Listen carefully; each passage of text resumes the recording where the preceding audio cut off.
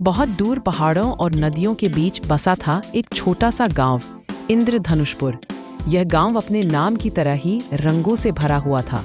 सुबह होते ही हवा में खुशबू फैल जाती थी, कभी केसरिया सूरज के साथ, कभी नीले आसमान की ठंडक के साथ। यहाँ के लोग रंगों से प्यार करते थे। वे मानते थे कि हर रंग एक भावना है।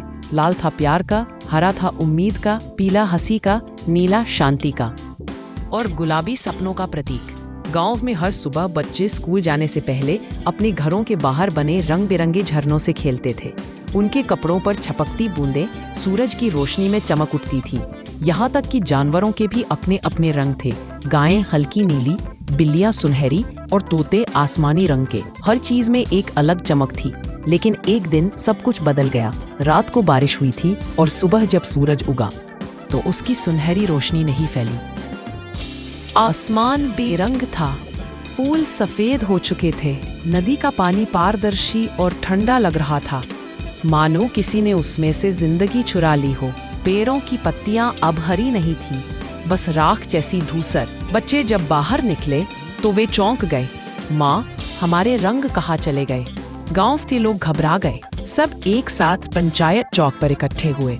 वहां आए बाबा रंगीलाल, जो गांव के सबसे पुराने चित्रकार थे।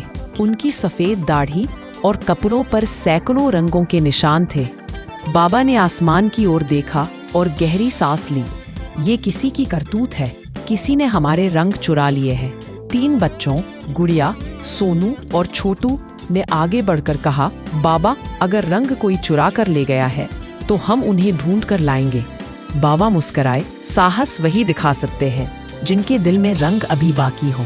उन्होंने अपनी पुरानी जादुई तूलिका निकाली और कहा, इससे तुम रास्ता देख सकोगे। यह तूलिका वही चमकेगी जहां रंग छिपे होंगे। तीनों बच्चे अपनी यात्रा पर निकल पड़े। पहला पड़ाव था शून्यवन, जहां हर चीज का रंग उड़ चुका था।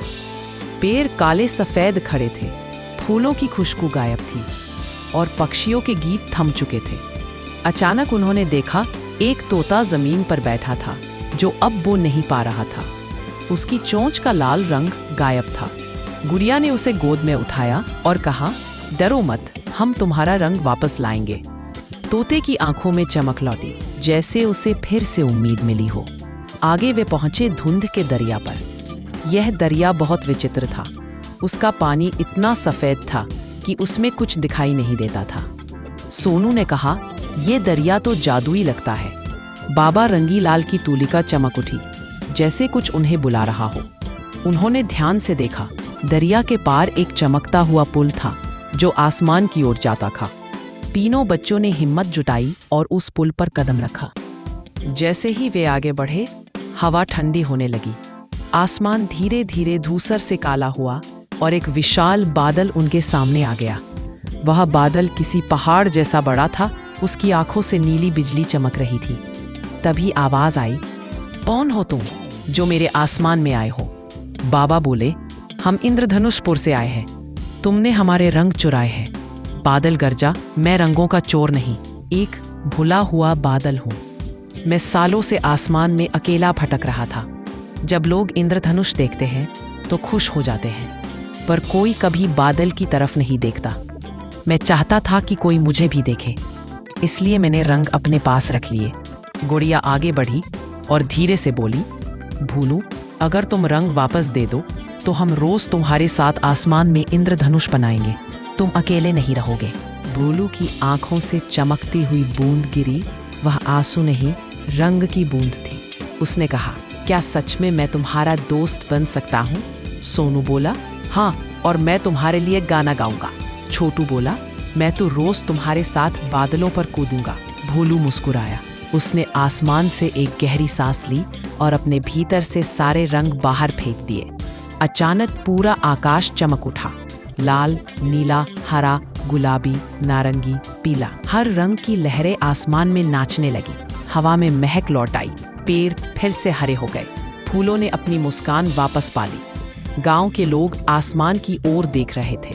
अब वहां सूरज के साथ एक बड़ा बादल था जो हर दिन सुबह सुबह रंगों की बारिश करता था। गुड़िया, सोनू और छोटू आसमान की ओर देखकर चिल्लाते, भूलू हमें एक नया इंद्रधनुष दो। और भूलू हंसते हुए आसमान पर 7 रंगों की लकीर खींच देता। बाबा रंगीलाल बोले, रंग कभी मिटते नहीं, वे बस दिल से ओझल हो जाते हैं। जब इंसान के अंदर उम्मीद, प्यार और दोस्ती बाकी रहती है तो दुनिया फिर से रंगीन हो जाती है।